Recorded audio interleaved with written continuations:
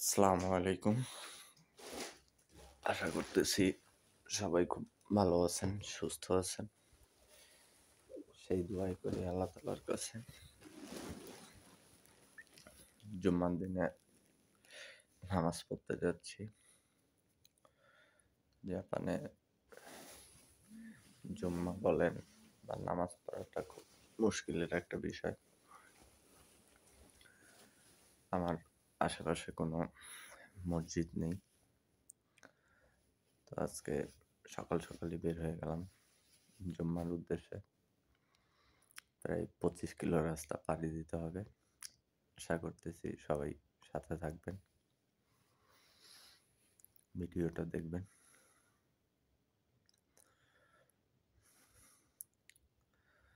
তো বের হয়ে গেলাম সকাল। এটা আমাদের নিত্যদিনের ময়লা রাখার ডাস্টবিন। এখানে ময়লা ফেলতে হয়, সব আলাদা করে এক এক দিন এক এক ময়লা লিস্ট করা আছে, ওই অনুযায়ী ফেলতে হয়। আজকে মনটা খুবই ভালো, কারণ জমা পড়তে যাচ্ছি 1 সপ্তাহ পরে। ভালো লাগতেছে, অন্যরকম একটা অনুভূতি কাজ করতেছে। একাই যাচ্ছি, আমার রুমমেটদের সবার আজকে ডিউটি, তো আমারই একা বন্ধ পড়ছে, তার জন্য যাচ্ছি নামাজ পড়তে। আমাদের বাসার পাশেই এটা বেসবল মাঠ। এখানে বিকেলবেলা পোলাপানে বেসবল খেলে। তো বাসের জন্য অপেক্ষা করে অবশেষে বাসে উঠে পড়লাম। এটা হচ্ছে বাসের কার্ড, এটা দিয়ে ভাড়া দেই। বাস, ট্রেন দুইটাতেই এই কার্ডটা ইউজ করা যায়। আপনাদেরকে একটু রাস্তার আশেপাশের পরিবেশটা দেখানোর চেষ্টা করতেছি। আসলে ভালো লাগে খুব, বাংলাদেশ কবে যে এরকম হবে। দেখেন রাস্তাঘাট কত নিট অ্যান্ড ক্লিন।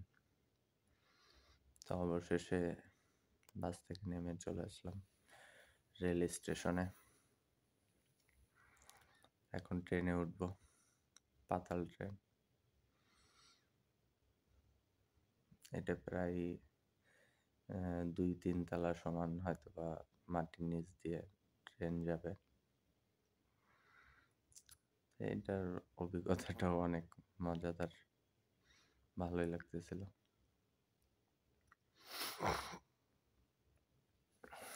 দেখেন কত সুন্দর পরিবেশ, পরিষ্কার পরিচ্ছন্ন। ট্রেনে ওঠার জন্য নিচের দিকে নামতেই আছি।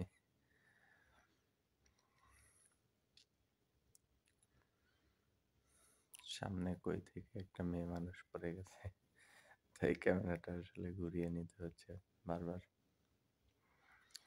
অথবা ভালোভাবে আপনাদের দেখাতে পারছি না। দেখুন আরো একটা সিঁড়ি নিচে নামতে হচ্ছে ট্রেনে ওঠার জন্য।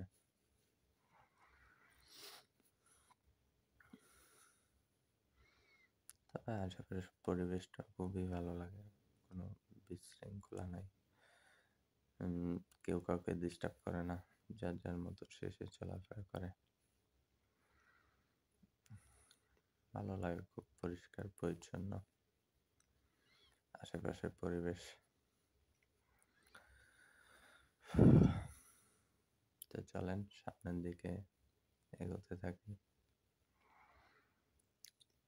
আমার কার্ডে আবার আজকে টাকা নেই, কার্ডে কিছু টাকা রিচার্জ করে তারপরে আপনাদের সাথে আবারও দেখা হচ্ছে।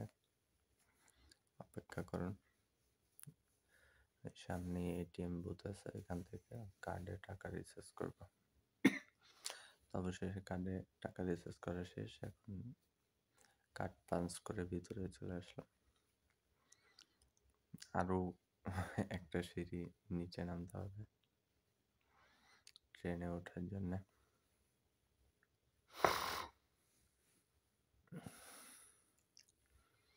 তার নিচে নেমে আবারও কিছুক্ষণ অপেক্ষা করা লাগলো ট্রেন আসার জন্য।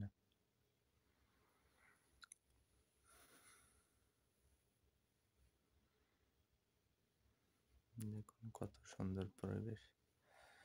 তো অপেক্ষার সময় শেষ, অবশেষে আমাদের ট্রেনটি চলে আসছে। এটাই লাস্ট স্টপেজ ফুকুজুমির। এখানে সব যাত্রীগুলো আগে নেমে যাবে, তারপরে আমরা আবার উঠবো সাপোরোর উদ্দেশ্যে।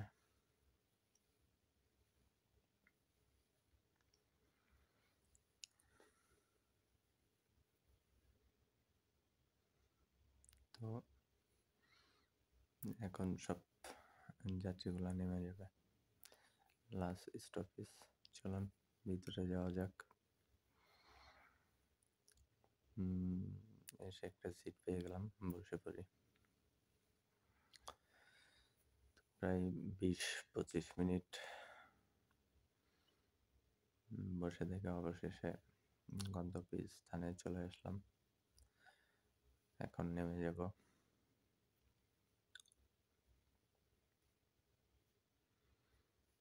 ভালো লাগতেছে, যতই মসজিদের কাছাকাছি যাচ্ছি ততই ভালো লাগতেছে।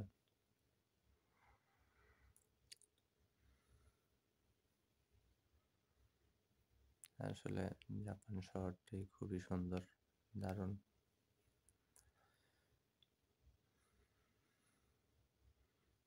এখানে যারা আছে শুধুমাত্র তারাই এটা বুঝতে পারবে, বা আপনাদেরকে ভিডিওর মাধ্যমে একটু দেখানোর চেষ্টা করতেছি।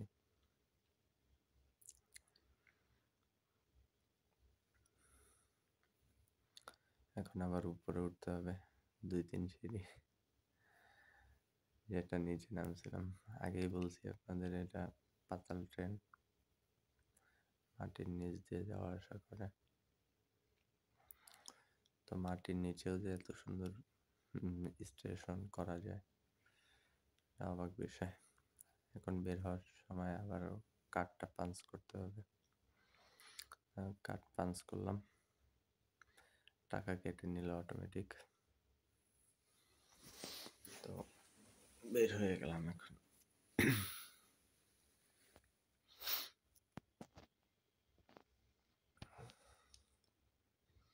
পাশে লিফটটা আজকে বন্ধ ছিল, কেন জানি না, তাই সিঁড়ি দিয়ে হেঁটে ওঠা লাগতেছে।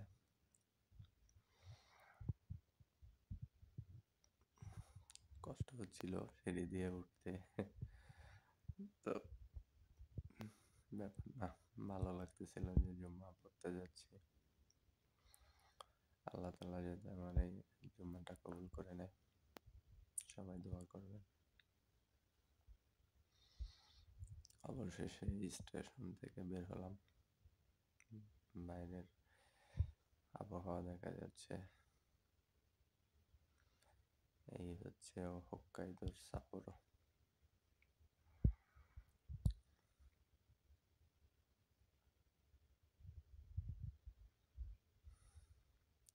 এখানে রাস্তাঘাটে মানুষের সিগন্যালগুলো খুব মান্য করে, এই জন্য জাপানে অ্যাক্সিডেন্টও খুবই কম। তো প্রায় স্টেশন থেকে নেমে 15 মিনিট হেঁটে মসজিদে আসতে হয়। অবশেষে মসজিদে চলে আসছি, এই সামনে দেখা যাচ্ছে মসজিদ।